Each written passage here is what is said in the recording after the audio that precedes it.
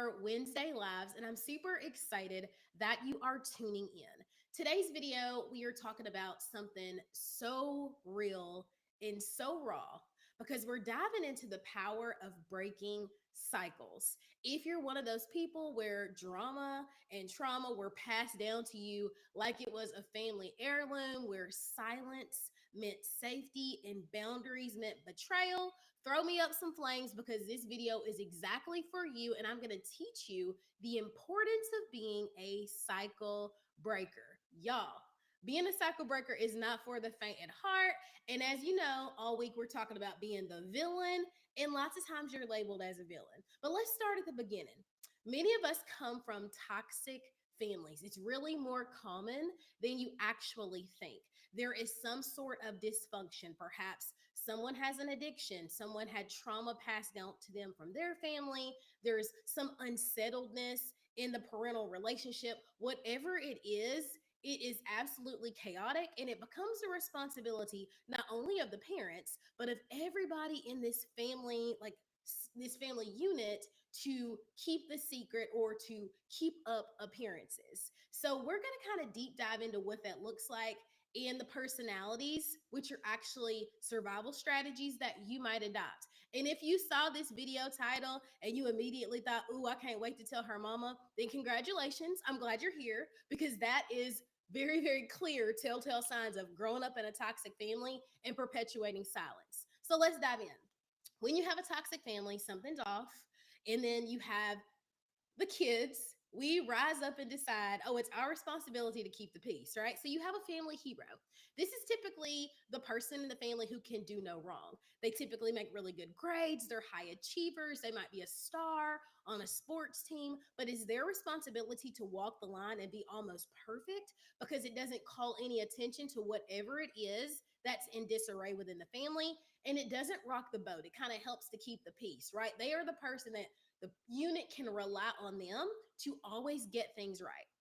Then you have someone who rises as a scapegoat. Now, this might be someone who is actually troubled, have some behavioral or mental disturbances, get in trouble a lot of the time, but also they can't do anything right. So even when they're not like far out of line, somehow everything becomes their fault and they assume that responsibility. And even their siblings start to blame things on them or shift blame to make sure that we keep up this new normal, or homeostasis, as I like to say, for the unit.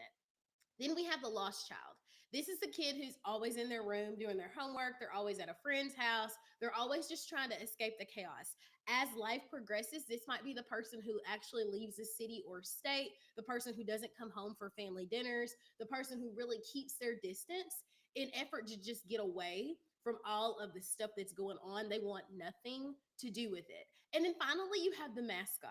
This is the person who breaks up the tension with humor. They're usually very well liked. They might be considered the class clown. They're the person who comes and they're responsible really for shouldering everybody's emotions and making sure that nothing ever gets too heated. So if the hero and the scapegoat are going at it, the mascot might crack a joke. If the lost child is in the room and mom is upset because, she wants everybody at dinner, the kid is going to crack a joke, come and hang out with us. Really taking responsibility of managing everybody's emotions. If you have identified yourself, drop down below in the chat who you grew up as, okay? Now, I want to say this.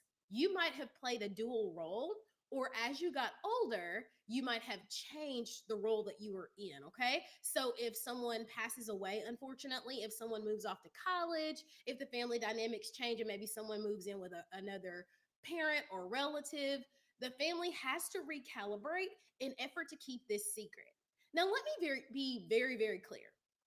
These are not personality traits. I remember clear as a bell this being first introduced to me, and I'm like, oh, no wonder. Like, this is why we're doing this. This is not a personality trait. This is a survival tactic. This is what you do in order to keep the peace. And when you decide to break the cycle, when you decide that you are going to stand up for yourself, when you decide that you're going to have some boundaries, that we're not going to perpetuate the chaos, that you're going to go get some healing, all all hell breaks loose, for lack of better words, and people lose it because they've lost control. So the point is, silence keeps us sick. When you stay in that role, you continue to perpetuate the problem. Silence keeps you sick, and silence keeps you stuck. Okay? So breaking the cycle means I'm going to set some boundaries. I'm not going to loan out my money. I'm not going to lie about where you were. I'm not going to get involved in that. And so people will call you selfish. People will say that are only worried about you. People will say that I've been called every name in the book. People will say all kinds of things about you because you chose to do a different path. When you are choosing boundaries over burnout, when you are choosing to make decisions from a place of peace instead of a place of chaos or worry, when you have a lot of faith in what potentially could be rather than what's always been, it can be really isolating. It can be really lonely. It can be really hurtful to be marked a villain. But this work is necessary because you get to break the cycle. And I want to be very clear, when you make a decision to no longer go with the flow and just be okay with being disrespected and insulted and people like busting in on your boundaries and having no regard for you or your feelings, you are not disrupting the family, you're disrupting the dysfunction.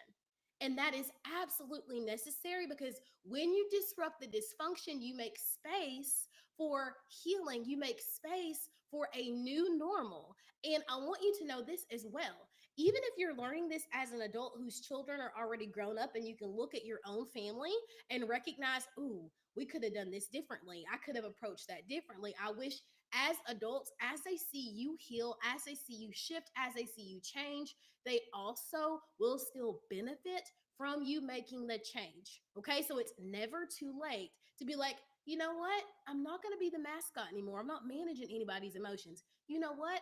I'm not going to be the family hero, y'all. I actually did not pass that test, or I actually dropped out of this class, or it's okay to stop living the role that someone else assigned to you.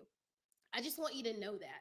And I know that it's lonely. And so, because it is so lonely, I'm inviting you to come and hang out with me in my community inside the green room. It is a room full of cycle breakers, women who are going against the grain, who are no longer just accepting the hand that was dealt to them. In there, we're getting like trainings all the time on confidence and self-worth and truly taking massive action. We have weekly accountability. We're cheering each other on. There are live question and answer sessions, like all sorts of things to help you on this journey of becoming the person that you desire to be, not the person that you've always been told that you are. So if that sounds like your kind of thing, there is going to be a link on this video. Click that link, join the green room today. And I'm letting you know that this spring we are getting a huge overhaul. And if you want OG prices, you better grab it right now because once I get everything in place, y'all, it is going to be fire. So get in now on that ground level so that you don't miss a thing.